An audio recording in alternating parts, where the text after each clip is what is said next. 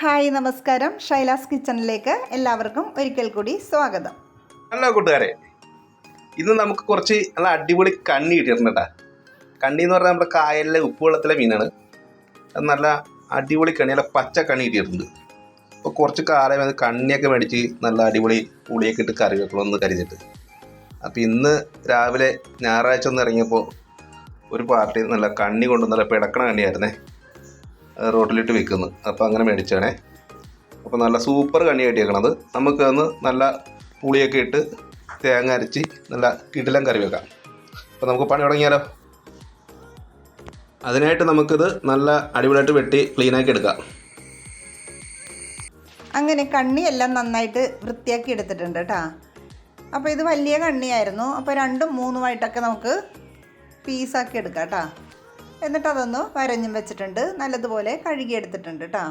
എന്നിട്ട് നമുക്ക് ഒരു മൺചട്ടിയാണ് ഞാനിവിടെ ഉപയോഗിക്കുന്നത്. അപ്പോൾ മൺചട്ടി നല്ലതുപോലെ ചൂടായി വന്നിട്ടുണ്ട് കേട്ടോ. എന്നിട്ട് 4 ടേബിൾ സ്പൂൺ വെളിച്ചെണ്ണ ഒഴിച്ച് കൊടുത്തിട്ടുണ്ട്.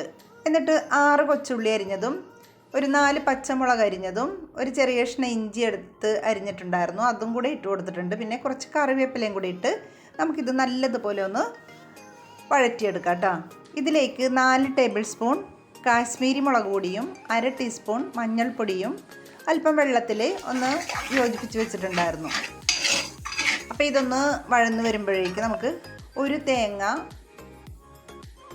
ഞാൻ അതിൻ്റെ ഇടപ്പാലും തലപ്പാലും എടുത്ത് വെച്ചിട്ടുണ്ട്. അരച്ചല്ല കേട്ടോ ഞാൻ കറി വെക്കുന്നത്, എനിക്കിഷ്ടം തേങ്ങാപ്പാലെടുത്ത് ചെയ്യുന്നതാണ്. മിക്സിയുടെ ജാറിലിട്ട് അരച്ചാൽ എനിക്ക് അത്ര ഇഷ്ടമല്ല, അതുകൊണ്ട് ഞാൻ തേങ്ങാപ്പാലാണ് എപ്പോഴും കറികൾക്ക് എടുക്കാറുള്ളത്. അങ്ങനെ ഈ അരപ്പൊന്ന് വഴന്ന് വരുമ്പോഴേക്ക് ഇടപ്പാൽ ചേർത്ത് കൊടുക്കാം നമുക്ക്. എന്നിട്ട് നമുക്ക് കുറച്ച് കുടംപുളി കൂടി ചേർത്ത് കൊടുക്കാം. അത് ഓരോ പുളി അനുസരിച്ചിരിക്കും കേട്ടോ. ഇതിന് നല്ല പുളിയായതുകൊണ്ട് കുറച്ച് പുളിയേ ചേർത്തിട്ടുള്ളൂ. പിന്നെ ആവശ്യത്തിനുള്ള ഉപ്പും കൂടെ ഇട്ട് കൊടുത്തിട്ടുണ്ട്. എന്നിട്ട് ഇതൊന്ന് തിളച്ച് വരുമ്പോഴേക്ക് നമുക്ക് കഴുകി വൃത്തിയാക്കി വെച്ചിരിക്കുന്ന കണ്ണി ഇട്ട് കൊടുക്കാം. ഞങ്ങൾ കണ്ണിമീൻ എന്നാണ് പറയുന്നത്. ചിലയിടത്ത് പറയുന്നത് ചാകണ്ണി, പിന്നെ പൂങ്കണ്ണി എന്നൊക്കെ പറയും. ഞങ്ങൾ കണ്ണിമീൻ എന്നാണ് പറയുന്നത് കേട്ടോ ഇതിനെ. അങ്ങനെ ഇതൊന്ന് അല്പം ഒരു 2 മിനിറ്റ് കഴിയുമ്പോഴേക്ക് നമുക്ക് തലപ്പാലെടുത്ത് വെച്ചിട്ടുണ്ടായിരുന്നല്ലോ, അതും കൂടെ ഒഴിച്ചു കൊടുത്തിട്ട് നമുക്കൊന്ന് ഇളക്കി യോജിപ്പിച്ചൊന്ന് വെക്കാം കേട്ടോ.